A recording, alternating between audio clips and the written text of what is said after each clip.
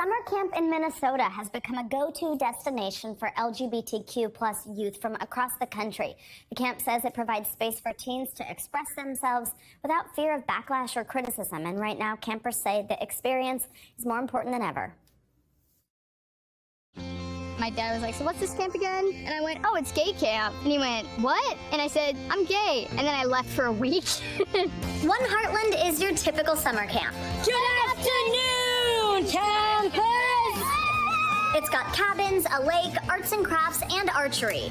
But for some of the campers who come here, there's nothing typical about it. I don't have to worry about being misgendered or dead named or literally just harassed for being myself. During the True Colors sessions, LGBTQ plus kids come from all over the country to this camp in Minnesota to fully be themselves. No matter who you talk to, you're gonna have at least one thing in common. This is kind of just like a little safety net for people who are like me. When I'm here, it doesn't really feel just like a camp. It feels like another home. One Heartland originally started in 1993 as a camp for kids affected by HIV/AIDS. About 10 years ago, they started the True Colors sessions. And last year, they added a week specifically for trans and non-binary campers. Well, the first year that we had a week for transgender and gender non-binary only campers, it was our most popular session and it had a waiting list. We've been growing at about 200% a year for the last 5 years. And as a historic number of anti-LGBTQ plus bills have popped up across the country, Patrick knows this place is important.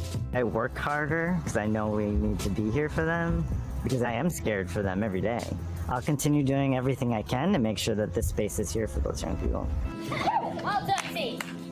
Nothing about my life is consistent other than camp, I think.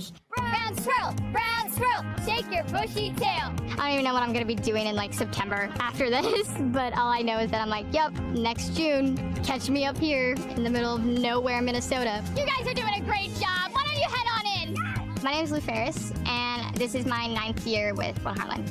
Lou says coming to camp with kids who were like them and counselors who were part of the community too was huge. Being around a community of queer people is one thing, but having people to look up to, that's completely different. I think for me, that was the biggest thing, was seeing someone that I could see myself in the future. Camp kind of gave me a jump start on something that could take other people years or even decades to figure out. Now, after years spent as a camper and a counselor, Lou's helping run the show as an admin. Okay, back to one. Working to keep camp the same happy shelter from the outside world that it still is for them.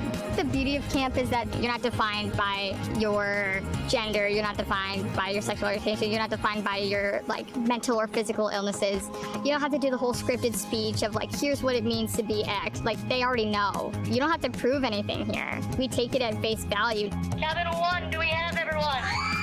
So next year will be 10 years. I want to keep coming and being here as long as I can, just because I don't want to lose that second home. I don't think I ever will, but being able to be here, I think, is the biggest thing.